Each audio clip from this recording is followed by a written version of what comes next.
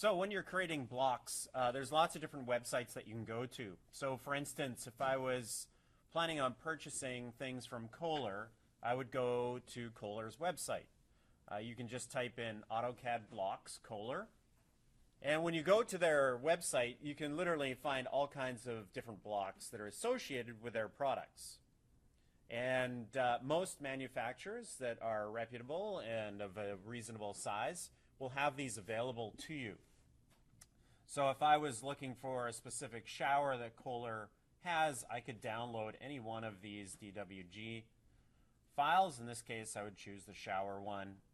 You could also view the symbol list if you wanted to make sure that the model that you're actually looking for is available in that drawing file. Toilets, they have everything. With Kohler and some of these larger websites like this, they not only have 2D top views, but they also often have elevation views, and sometimes three-dimensional views. Another one would be something like windows and door companies. Again, you have the ability to download and take a look at any of these different products that they sell. If I download something, I'm going to get basic measurements and designs and looks of various items. Now this is a PDF. Typically we are downloading a DWG or DXF file, not the PDF file. PDF is just to give us information, maybe to choose a specific model before we download the specific file that we want. Now for downloading files or blocks, this website, first in architecture.co.uk, so from the UK, basically this website gives you the ability to choose a number of different from a number of different free websites that offer blocks. Now these blocks are going to be everything from, as you can see, landscaping to furniture and other things of that nature. And up here along the top, there's also a lot of resources that they have. So if I come in here to my downloads, where it ends up going, I'm going to find the downloaded file that I actually used. So I'm just going to browse. So right here is one of them. That's the doors that I did today. Some PDFs, some other items. And what I did when I downloaded it is I copied it and put it into my drafting folder. So on my machine, I copied that downloaded folder and put it into my drafting. I think I put it into this floor. And here it is here, CAD blocks for furniture. Now this was a zipped file, so I had to right-click on it and unzip it. And then there's my blocks for furniture.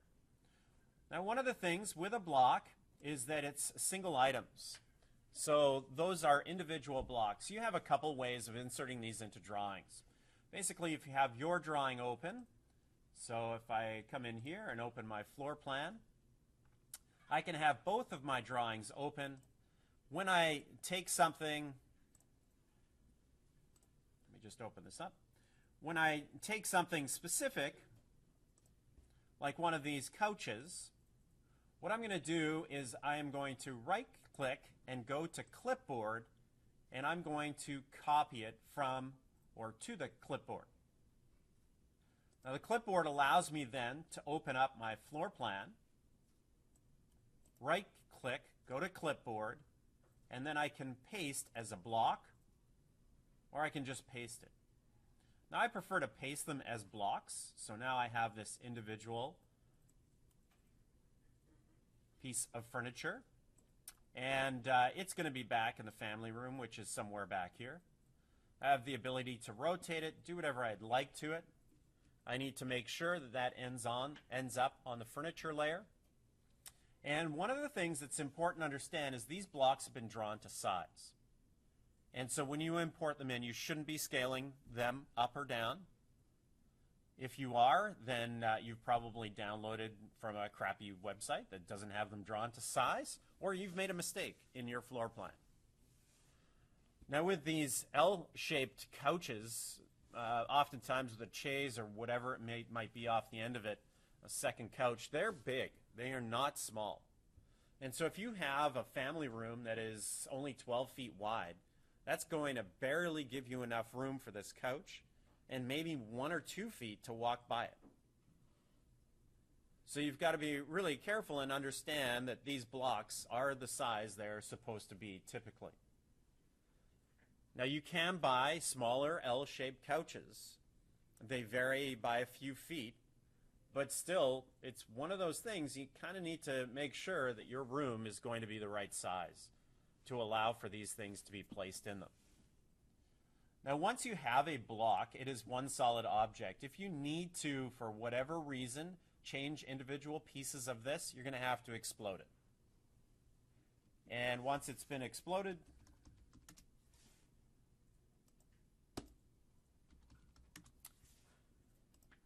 and now it's individual pieces, so you can select individual pieces and modify them.